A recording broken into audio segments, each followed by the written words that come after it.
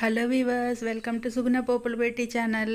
ఈరోజు మనం ఒక లంచ్ బాక్స్ రెసిపీ చూస్తామండి. చాలా బాగుంటుంది. పిల్లలకు కానీ స్కూల్ స్టార్ట్ అయ్యాయి కదా, ఇప్పుడు ఈ లంచ్ బాక్స్కి యూజ్ అవుతుంది. మనకి ఇంట్లో కానీ మంచిగా ఈజీగా చేసుకోవచ్చండి. ఇది టమాటా చట్నీ చేసుకుంటాము, టమాటా రైస్ చేసుకుంటాం. మంచిగా టేస్టీగా పిల్లలు కానీ హ్యాపీగా తింటారండి. ఇది ఎట్లా చేయాలో చూస్తామా మరి. ముందుగా స్టవ్ ఆన్ చేసుకున్నాను, పెనం పెట్టుకొని అందులోకి ఆయిల్ వేసుకున్న, ఆవాలు, శనగపప్పు, మినప్పప్పు, కొద్దిగా జీలకర్ర వేసుకొని బాగా ఫ్రై చేసుకోవాలండి. ఇప్పుడు గుప్పెడు కరివేపాకు వేసుకుంటాం.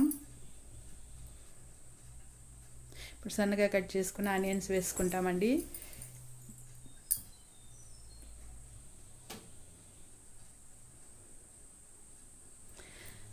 సాల్ట్ వేసుకుంటాము. సాల్ట్ వేయడం వల్ల ఇప్పుడు ఆనియన్స్ కానీ తొందరగా ఫ్రై అవుతాయి. టేస్ట్కి సరిపడా వేసుకుంటాము. ఇప్పుడు ఇది బాగా ఫ్రై చేసుకున్నాం. ఇందులోకి టమాటాలు వేసుకుంటాము. ఒక 6-7 టమాటాలు వేసుకున్నాం. మనకి చట్నీ ఎంత కావాలనో అంత వేసుకోవచ్చు.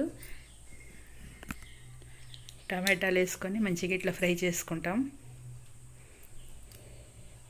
మూత పెట్టి ఇట్లా చేసుకున్నామండి.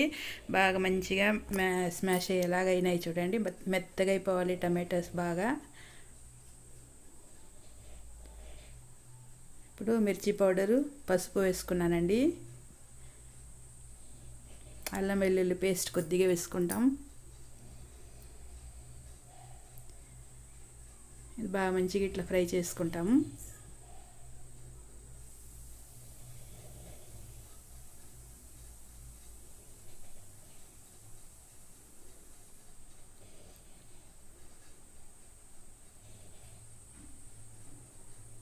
ఇప్పుడు ఇది మూత పెట్టుకుంటా అండి, సిమ్గా పెట్టుకొని. మంచిగా ఉడికింది, చట్నీ కానీ బాగా రెడీ అయింది. ఇందులోకి వాటర్ యూస్ చేయకూడదండి. వాటర్ యూస్ చేసామంటే మధ్యాహ్నానికి చప్పగా పోతుంది అన్నం కలిపేసినప్పుడు. ఇప్పుడు ఇట్లా వాటర్ వేయకుంటే ఇట్లా చేసుకున్నామంటే మంచిగా టేస్టీగా ఉంటుంది. మన టమాటా చట్నీ రెడీ అయిందండి.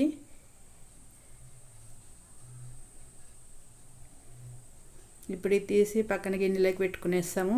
మనకి ఎంత కావాలనో అంత రైస్లో, అంత పెనంలో పెట్టుకొని అందులోకి రైస్ వేసి కలిపి లంచ్ బాక్స్ కట్టేసుకోవచ్చండి.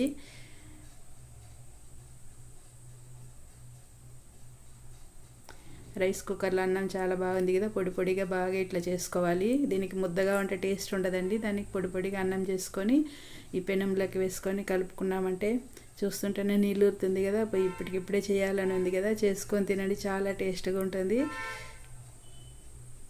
లంచ్ బాక్స్కి పెట్టేస్తామండి. మీరు ఇట్లనే చేసుకోండి. Okay, bye.